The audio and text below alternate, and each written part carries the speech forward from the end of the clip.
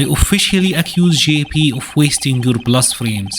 After all, he is your accountant. I'm afraid I know nothing of that. You're the one with everything to gain. You wanted Bison gone to take his place, didn't you? I expected your story to be more interesting. I believe it's my turn now. I present you. Torturing. I will let you in on the secret tech. I won't let Bison get you.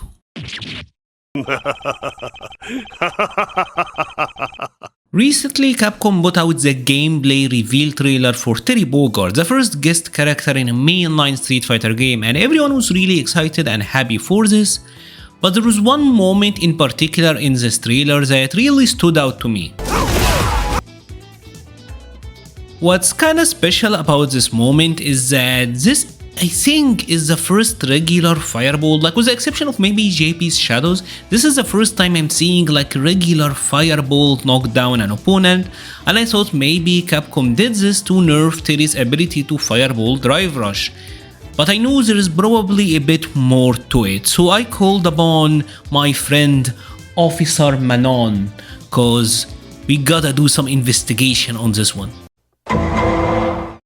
For the past couple of days, Terry have been playable in the Gamescom build, and we got to see some of that amazing cell phone footage. Remember when everyone thought through loops were gone? Anyways, we got to see some footage for Terry, and I got to take a look at his fireballs, and they don't look down. So I had to take a look again at the trailer and pay close attention to what's actually going on.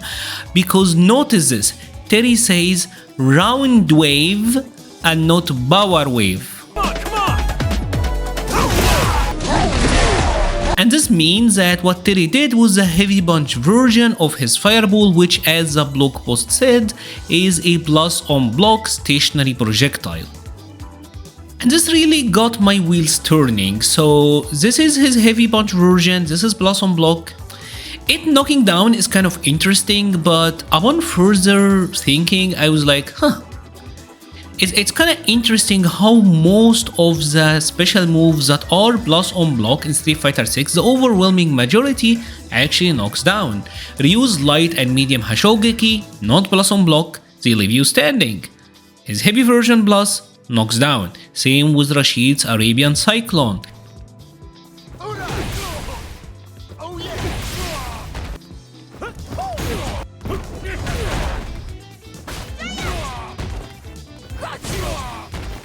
And interestingly enough, even with Bison, the character who got like most of the plus frame specials in the game because of his Psycho Mine, they do actually knock down as well. If the opponent got a mine on, you go for the back fist or you go for the Psycho Crusher, they will get knocked down. And this got me to the two characters that got grounded specials that are plus on block but doesn't knock down. The first one is the one that decided to grace us with her presence, Cammy Spin Knuckle. This move is plus on block plus 3, but interestingly it doesn't leave you in throw range. So it does also have like a little bit of a flaw to it. And this obviously brings us to the king. This cutie over here. Take a look at how innocent he is. Ken masters the weakest Shoto. Ken Dragon Lash, his heavy Dragon Lash keeps opponent standing. He gets to combo off of a counter hit.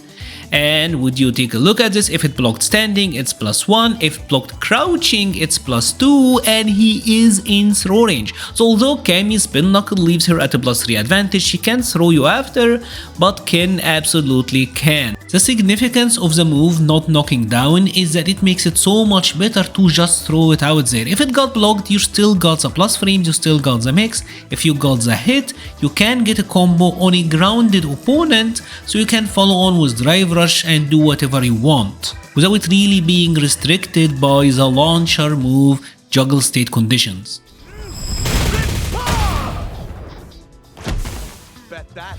Recently I've been trying really hard to upgrade my content, make it the best that it can be, work on the quality, and your guys' feedback have been absolutely tremendous. You really made me and Chun-Li over there really happy. If you have liked the video but haven't subscribed yet, please consider subscribing. It would really mean a lot, and we all want to see a happy Chun-Li, right? Happy Chun-Li is good for everyone. Enjoy the rest of your video. All of this got me thinking a lot about the nature of plus one block moves for Street Fighter 6 because aside from special, some characters do have normals that are plus on block, as there is a heavy category, so we got moves like JP's heavy kick, which is plus on block, Aki's heavy kick as well, we got Zangief and his forward heavy punch, which all of these don't leave the characters in throw range. Zangief's in particular is kind of a threat, obviously because of the SPD and its massive range.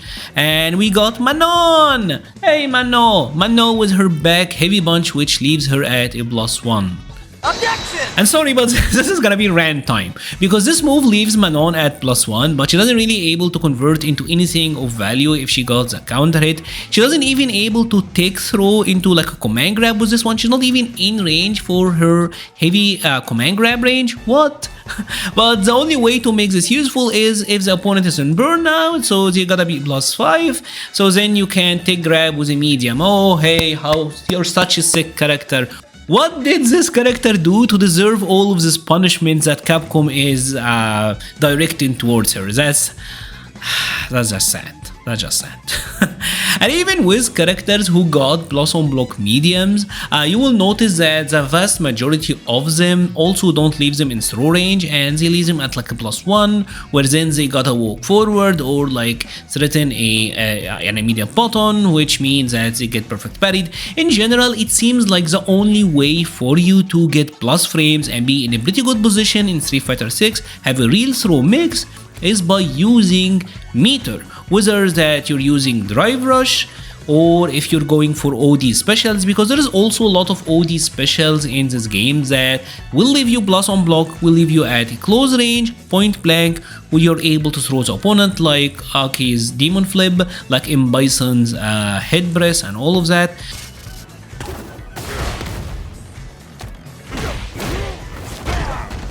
There is also like a third special of plus on block moves, the one with really big caveats. For example, Guile's forward heavy punch, his back fist, +3, leaves you in throw range, but it got an issue with the fact that it's a high, so if the opponent duck, you can die for it.